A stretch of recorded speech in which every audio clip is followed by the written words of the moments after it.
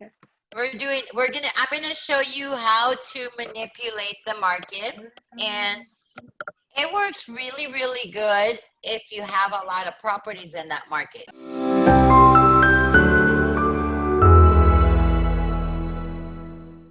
If not, it helps if you have a lot of friends in that area too. So, but it also will work against you. If you're raising the price up, the longer you keep doing it, the more you can raise these prices up. But guess what? When people want to sell properties in that area that you're targeting, now you just raised your prices up too. That makes sense? Yeah. So, catch-22. How this works.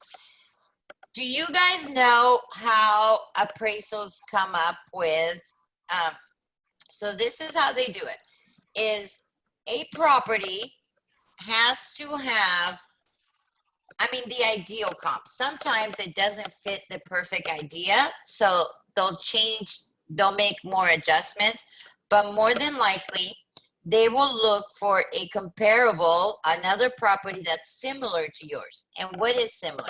Similar is 200 square feet up or down than yours.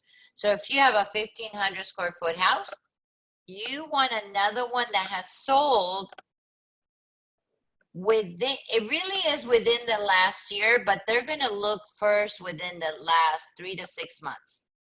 If they can't find one, they'll go farther. So that has sold within the last year, 200 square feet up or down from yours.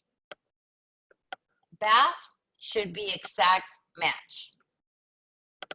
Years should only be 10 years apart, unless the house was built in 1950. Anything previous to 1950, it's all equivalent. The only one rule is if it's a house or, a property has been declared historic, then that's a little bit different because it's a completely different kind of rehab.